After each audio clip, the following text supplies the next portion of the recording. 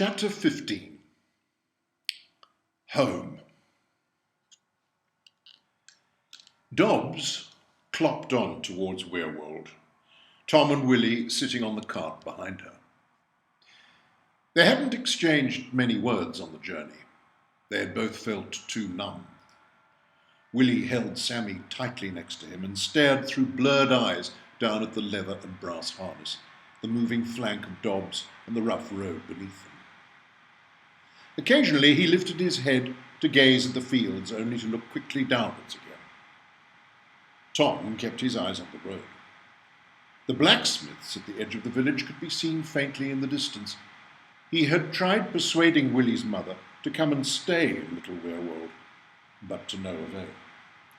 She had written that she only wanted Willie to stay with her for a while till she felt better.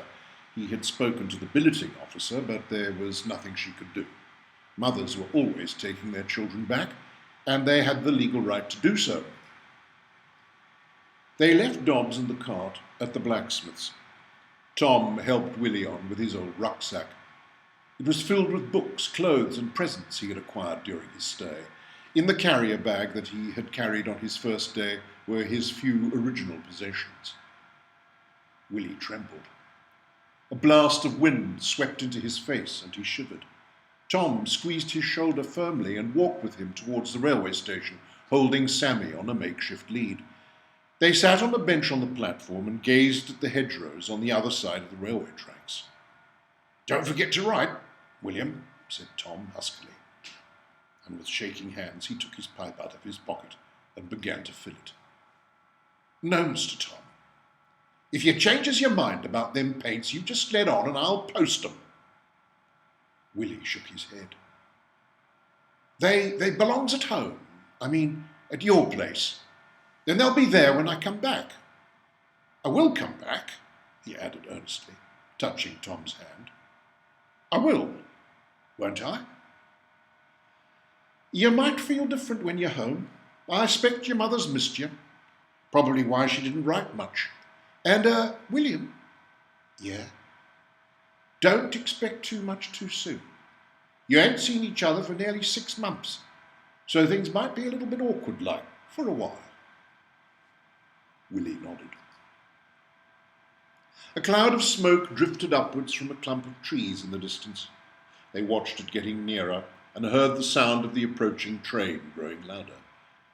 They stood up and Mr. Tom picked Sammy up in his arms. "Now you take care of yourself, boy.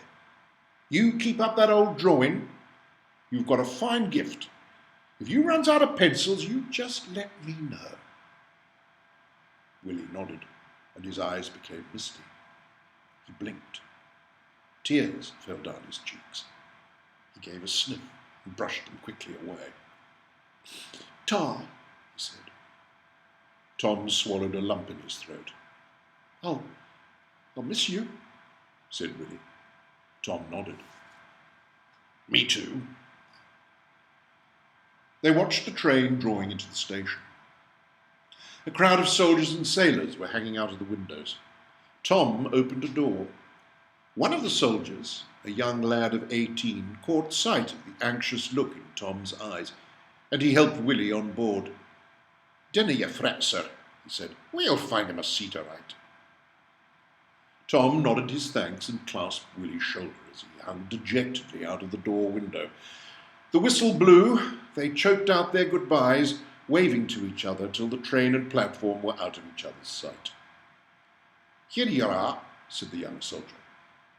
He'd persuaded another soldier to let Willie squeeze into a place by the window. "Will that do you, lad?" Willie nodded, relieved that he could stare out of the window.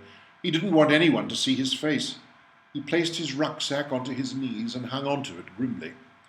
At first the soldier left him alone, but later decided to try and cheer him up. "Well, then, what's your name, then?" "William Beach." "And where are you going?" "London."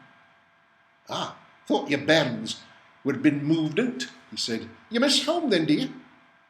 He shrugged. "That old man your granda?" "No," he answered, looking up. "He's Mr. Tom." "Is he now?" Willie's lips quivered. The soldier paused, sensing that this was not the best subject to talk to the boy about. You're staying within London, then? Me mum. Oh, you'll be glad to see her, then. Your dad called up, then, is he? I ain't got no dad. Oh, sorry about that. He paused again. Tell me about your ma. What's she like? Willie was puzzled.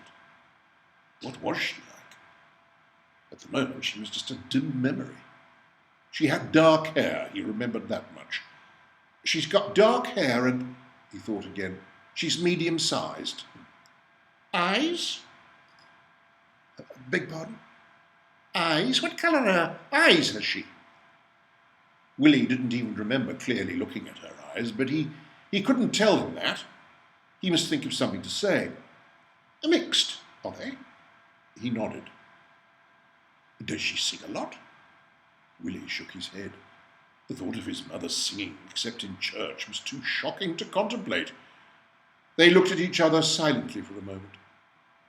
What's in them bags, then? Clothes and presents, books. You like reading, then? Willie nodded. Haven't got the patience myself. And drawing. What? Said the soldier. I draw like. Oh, he said. And he saw by the sudden brightness in Willie's eye and his smile that this would be a good subject to talk about. Have you any on you, then? Yeah. I'd like to see them. That is, if you're willing. Willie nodded shyly and opened his rucksack. He pulled out one of 3 sketch pads from the back and handed it to him. The soldier opened it. Oh, he cried in surprise. You can really draw. These are good. These are really good.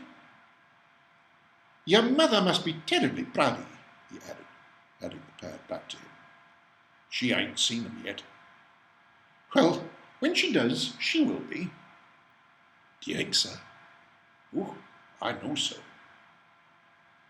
Willie eased the sketch pad back into his rucksack. He caught sight of the acting book that Zack had given him and the gobstoppers that George had produced suddenly when he had said goodbye. He didn't want to look at them now. He flicked over the top of the rucksack and did the straps up. Would his mother be proud of him? He thought. He began to fantasize around her. Only her face was very vague. She became a mixture of Mrs. Fletcher and Mrs. Hartridge.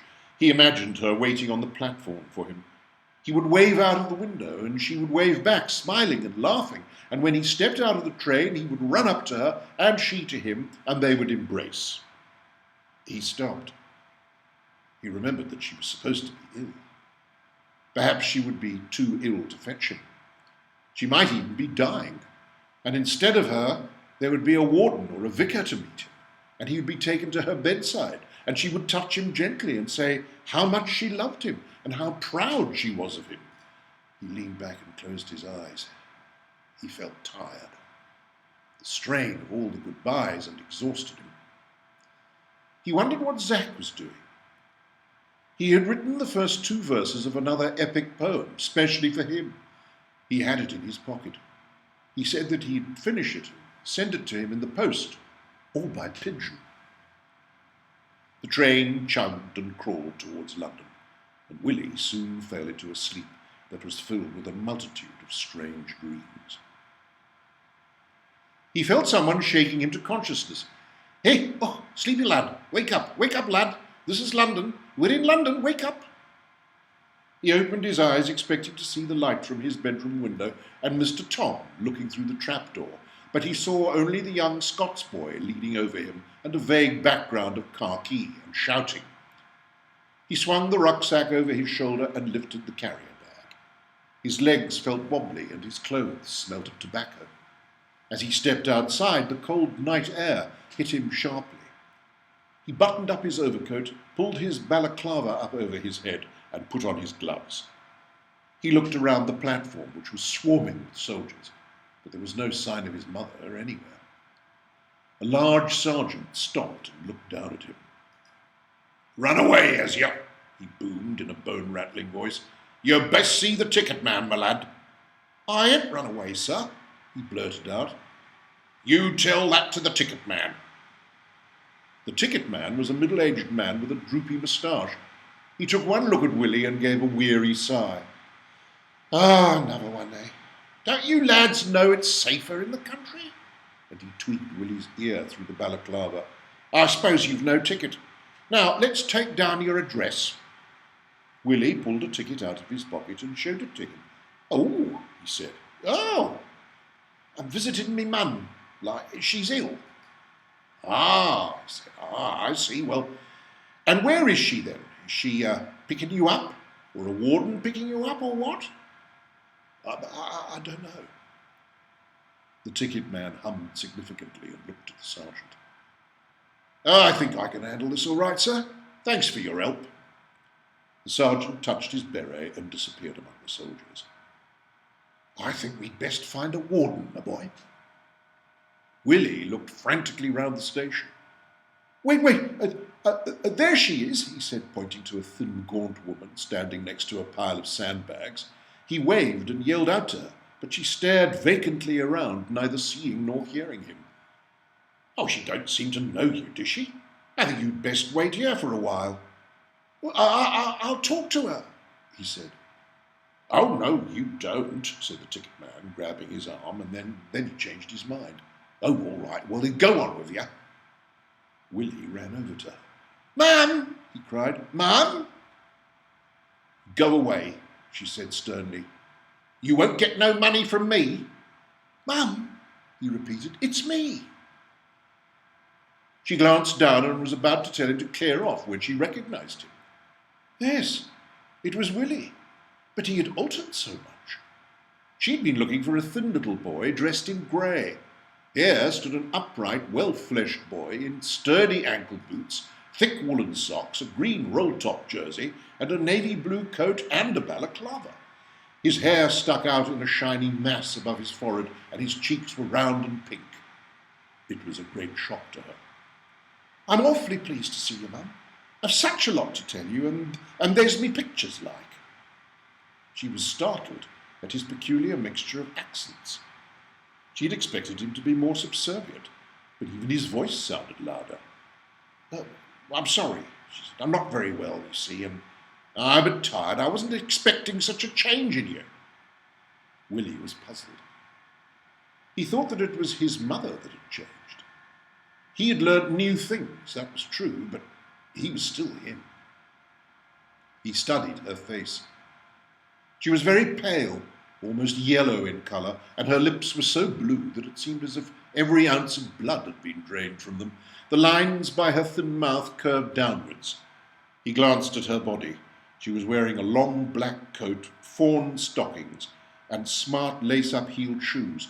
A small shopping bag was now leaning against her leg. He touched her arm gently. I'll carry that for you, Mum, he said, picking it up. She spun round and gave his hand a sharp slap. I'll tell you what I wants, when I wants, and you know I don't approve of touching. Sorry, he muttered. They stood silently and awkwardly, as the large, noisy station roared around them. Willie felt his heart sinking, and the spark of hope that he had held was fast dissolving. But then he remembered. Mr. Tom had said that they would feel awkward at first, and that it would take time to get used to each other. Mrs. Beach, meanwhile, surveyed her small son, her mind racing. She had been lenient with him for the moment. After all, it was his first evening back, and he had a lot to learn before accepting his manly responsibilities. Let's go for a cup of tea, she said at last. You can take my bag. Thanks, Mum, and he smiled. She stepped sharply backwards, horrified. She couldn't remember ever having seen him smile before. She had hoped that he had remained a serious child. The smile frightened her. It threatened her authority. She swallowed her feelings and stepped forward again, handing him her bag. Everything was going to be fine, thought Willie.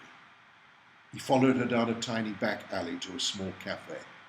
They sat near the door. You look more filled out, said his mother. Fed you well, did he? That Mr. Oakley? Willie sipped his tea. It wasn't as good as Mr. Tom's, but it was hot, and that was what mattered. Yeah, he did. She pointed to his rucksack on the floor. Where you get that from? Mr. Tom. Oh, and who's he? Mr. Oakley. He gave it to me to carry the presents. One of her hands was outstretched across the table. He went to touch it, but quickly changed his mind. There's a present for you, too. I don't need charity, thank you, she said, pursing her lips. You know that. It ain't charity. It's for you getting well. Mrs. Thatcher made you some bed socks. Pink they are, real soft. And Lucy's mum and dad put in eggs and butter. Butter? Yeah. And Mrs. Fletcher made a fruit cake. She says she knows you might not feel like eating it now, but it'll keep for when you do. He was talking an awful lot, she thought. She'd never seen him like this before. Too cheeky by far. She'd soon discipline it out of him. And Aunt Nance, Mrs. Little, has sent a bottle of tonic wine. Mrs. Beach turned puce. Wine? She said angrily. She checked herself and lowered her voice. Wine? She repeated. Haven't I told you about the evils of drink? Have you been drinking then? Who is this debauched woman? It ain't like what you buy in a pub, Mum. I asked. She says it's got iron in it. It'll help you get your strength back. Mr. Little's a real doctor, Mum, and she's his wife. What kind of doctor? She asked suspiciously. He shrugged. One who helps people get better. I was scared of him at first, but I ain't now. Then he can't be a real doctor. He is, Mum. Mrs. Beach was stunned. Her son had answered back. He had actually disagreed with her. Are you arguing with me? No, Mum, I was just... Stop putting on that way of talking. What way, Mum? And wipe that innocent look off your face. I don't understand, he started. You haven't changed, have you? I thought that man would frighten some goodness into you, but it seems he hasn't. She suddenly grew anxious, and a cold panic flooded her limbs. He was a churchman, wasn't he, I hope? Well, Mum, he took care of it. The church and the graveyard. I told you in my letters. Oh, yeah, your letters. No, I will. I thought you'd grown out of lying. But I ain't lying. Stop talking like that. He felt bewildered. Like what? He thought. That writing was not yours. I know that. That's why I didn't bother to answer. But I learnt at the school, and Mr. Tom and Miss Thorpe helped me. My, you do seem to have taken up a lot of people's time. They must be glad to see the back of you. No, Mum, they ain't. He hesitated. They what? They like me. Felt so good to say that. That's show, Willie. You're an evacuee, and they were just being polite. No, Mum. You are committing the sin of pride, Willie. And you know what happens to people who commit the sin of pride. Willie was growing more and more confused. It was as if he was drifting into some bad dream. Mrs. Beach tapped the table gently. That's enough for now, Willie. We don't want to quarrel on our first night, do we? He shook his head. Willie, that was the other thing that felt strange to him. Nobody had called him that for 6 months. Will felt comfortable, and even his full name, William, sounded fine, although he had always felt like a Willie inside. Suddenly now, when his mother referred to him as Willie, it was as though she was talking to someone else. He felt like two people. He knew she wouldn't accept the Will side of him, only the Willie, and he didn't feel real when she called him that. She leaned towards him. There's something I've been meaning to tell you, Willie.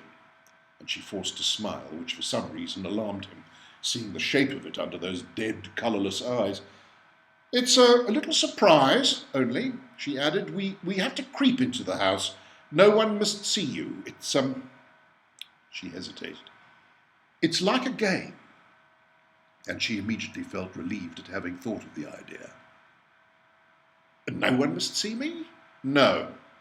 Why? She frowned, and then put on the smile again. You'll see. It's a surprise. It'll be spoilt if I tell you now. He nodded. He didn't really feel sick in his stomach. He was just imagining it, wasn't he? It was her that was ill, not him. And then you can show me your cake and your presents. Here, he said, visibly brightening. I can show you my pictures. She waved him to stop. She didn't want him talking again. Yes, of course, but right now I've got a headache. It can wait, can't it? They left the cafe and caught a bus. The windows of the bus were covered in what looked like chicken netting. Why is that there? He asked. It's rude to ask questions and it's rude to point. Behave yourself, she whispered. Miss London Tan, did you, love? Said the bus conductress as she took their fares. She was the first woman Willie had ever seen working on a bus. Boring in the country, so I hear. All them cows. Still, you know it's safer there. And she winked at his mother. You miss them, though, don't you, love? She nodded, put her arm stiffly round Willie's shoulder and switched on the smile. Yes, and he's all I've got. Don't tell me. I've 5 of me own. I've given up sending them off. It don't seem worth it, do it, really? Nothing much happening. Hardly seems as if there's a war on at all, do it? No, replied his mother politely. Willie shivered at the iciness of his mother's rigid body. Having her arm around him made him feel nauseous. His own mother made him feel ill. Perhaps he really was wicked after all. The bus crawled slowly along in the blackout until at last they reached Deptford. They stepped off and the conductress yelled, "Good night," to them. Mrs. Beach led Willie round the back of their street. She told him to hide in an alleyway and watch their front door. As soon as she had opened it and coughed, he was to run in. It was a strange game, thought Willie. He slid his hand into his shorts pocket and felt Zach's poem. It helped him feel less unreal. He had not been standing long when he heard the cough. Picking up the rucksack and bags, he dragged them across the pavement. His mother whispered angrily to him to hurry up. She was frightened. She didn't want anyone in the street to know that he was back. He stumbled into the front room, which was still in darkness. There was a strong, dank smell coming from somewhere. It was as if an animal had opened its bowels or peed somewhere. "Is it a dog?" he asked. "Is what a dog?" The surprise." "What surprise? Oh, that! No, it's not a dog." She turned the light on. The room was darker than Willie had remembered. He stared up at the grey walls. There were 2 prayer books on the mantelpiece, and one on the small sideboard, still in the same position. In addition to the newspaper over the windows, it was also crisscrossed with brown tape. "What's that for?" he asked. "What have I said about asking questions?" she shouted, slamming her hand angrily on the table. "Don't," said Willie, startled. "Are you telling me not—" "No," interrupted Willie. "I meant, don't ask questions. That's what you say. You say I mustn't ask questions. And don't interrupt me when I'm speaking." They stood, yet again, another awkward silence between them. Willie turned away from her, and then he saw it. A wooden box on a chair in the corner. He was about to ask what it was, but changed his mind, walked over to it, and looked inside. "That's the surprise," she said. He put his hand inside. "A baby," he whispered. But why?" Stopped and turned. "It's got tape on its mouth." "I know that. I didn't want it to make a noise while I was out. It's a secret, you see." "Is it?" He hesitated. Is it yours?" Ours. A present? Yes. Who from? Jesus. He glanced down at the baby. She was very smelly. She opened her eyes and began to cry. I'll pick her up, he said, leaning towards her. Don't you dare. But she's crying. She's just trying to get attention. She must learn a little discipline. But he stammered, she's only a baby. Sit down, she yelled, immediately. Willie sat at the table. Has she a name? She brought her fist down hard on the table. No, and that's enough questions from you or you'll feel the belt round you. Willie flushed. The belt? It was still at Mr. Tom's. He had kept his mouth shut. Maybe she'd forget. Now, let's see what you've got in those bags and take that coat off.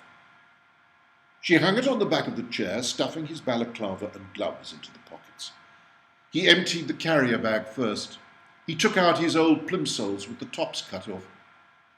They got too small, he explained, and placed his thin grey jersey, shorts, cap, mackintosh and Bible on the table beside them. Oh, I see you've still got your Bible, she said. You've been keeping up with it, I hope, and learning it. Yes, Mum. She leaned back in her chair. Recite Exodus chapter 1, verses 1 to 6. Willie stared at her blankly.